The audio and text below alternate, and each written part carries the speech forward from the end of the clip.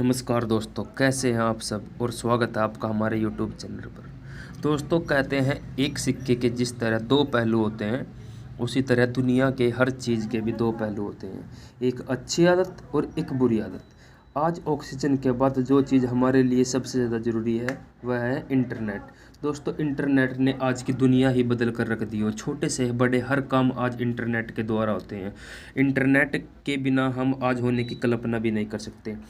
सुबह आंख खुलने से लेकर रात को सोने से पहले तक हमें इंटरनेट चाहिए। कोरोना के टाइम पे भी हमने देखा कि इंटरनेट के माध्यम से दुनिया घर पर बैठकर सब कुछ कर सकती है। दोस्तों, इंटरनेट से जुड़ी एक बुरी बात भी है, आज हम उसी के बारे में बात करेंगे। दोस्तों, रोज़ाना जितना भी हम इंटरनेट इस्तेमाल करते हैं, जैसे कि हम गूगल करते वेयर चलाते हैं, ऑफिस काम करते हैं, ऐप यूज़ करते हैं, ये सब इंटरनेट का एक पार्ट है। Social media, bank transfer, online work, shopping, हम सब इसे ही पूरा इंटरनेट वर्ल्ड मानते हैं। लेकिन दोस्तों, सच कहूँ तो हम ये इंटरनेट जो यूज़ करते हैं यह इंटरनेट का 10% से 15% तक ही हिस्सा है, जिसका इस्तेमाल हम रोज़ाना यूज़ के लिए करते हैं। बाकी का 85 से 90% इंटरनेट हमें निषेध है, या फिर हम यह कह सकते हैं कि हमें वह इस्तेमाल करना ही नहीं आता। दोस्तों, अब आप सोच रहे होंगे कि इस 90% इंटरनेट का इस्तेमाल कौन करता है। दोस्तों, जो हम इंटरनेट इस्तेमाल करते हैं इसके अलावा भी एक प्लेटफॉर्म है जिसे हम डार्क वेब कहते हैं। आज हम इसी डार्क वेब के बारे में आपसे बात करने वाले हैं। इसी के बारे में आज हम आपको बताएंगे। वैसे डार्क वेब का नाम तो आपने कहीं ना कहीं सुना ही होगा, और ये भी सुना होगा कि हमें डार्क वेब का इस्तेमाल कभी नहीं करना चाहिए, क्योंकि इसके नाम से ही हमें लगता है कि यह कुछ गलत काम करने का तरीका या जरिया होगा। लेकिन आप सोचते होंगे क्या है ये डार्क वेब और इसका इस्तेमाल कौन। तो दोस्तों, आज के इस वीडियो में आपको आपके सारे सवालों के जवाब मिलेंगे। तो चलिए दोस्तों, जल्दी से शुरू करते हैं।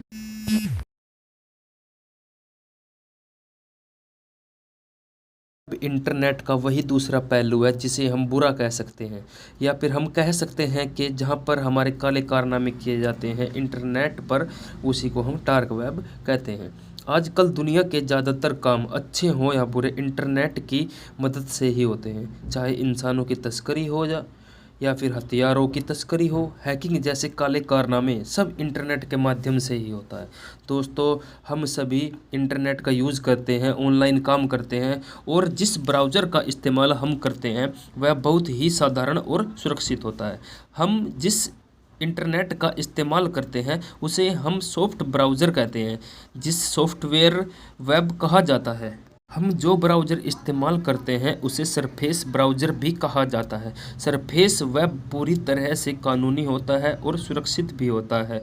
अब बात करते हैं गैर कानूनी कामों के बारे में। इनको करने के लिए डार्क वेब ब्राउज़र का इस्तेमाल किया जाता है। Dark web browser deep browser का ही एक भाग है। डार्क वेब डीप वेब का एक हिस्सा है जिसको 90% हिस्सा हमारे काम में नहीं आता, वह इसी डीप वेब में आता है। यहाँ पर किए गए सभी काम गैर कानूनी और ख़तरनाक नहीं होते हैं।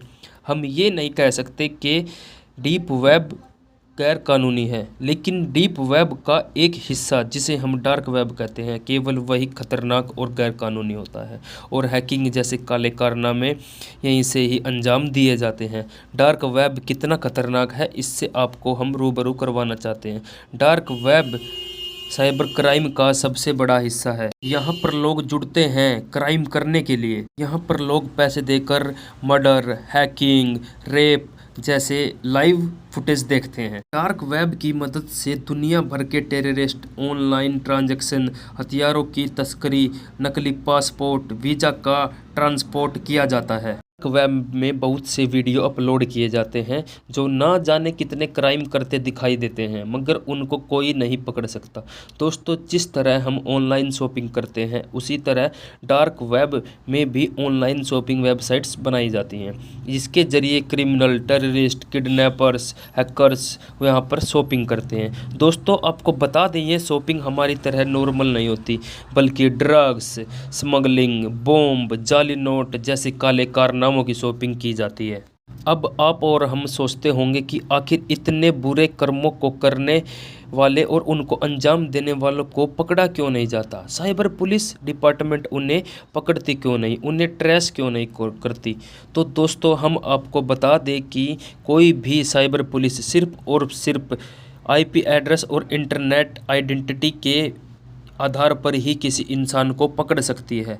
आईपी एड्रेस के द्वारा ही पता लगाया जा सकता है कि कोई इंसान कहां से ब्राउज़र कर रहा है। बिना आईपी एड्रेस के कोई भी पता नहीं लगा सकता कि ब्राउज कहां से हो रहा है और ना ही इस ब्राउज़र को बंद किया जा सकता है। डार्क वेब की एक यही खासियत है कि इसके आईपी एड्रेस और इंटरनेट आइडेंटिटी को पूरी तरह से और पूरी की पूरी वेब सर्च इंजन से ही छिपा कर रखा जा सकता है। यही कारण है कि इन्हें कोई भी पकड़ नहीं सकता। और आपको बता दें डार्क वेब के और भी हज़ारों वेबसाइट चलती हैं। दोस्तों हम इस जाल में ना फंसे इसके लिए हम उन वेबसाइट्स को कैसे पहचानें, दोस्तों आज हम इस वीडियो में आपको आगे बताएंगे। वीडियो को पूरा देखिएगा दोस्तों, स्किप मत करिएगा। डार्क वेब की सभी वेबसाइट को एक तरह के स्पेशल ब्राउज़र से एक्सेस किया जाता है जिसका नाम है द ओनियन रूटर। जी हाँ दोस्तों, आपने सही सुना, द ओनियन रूटर।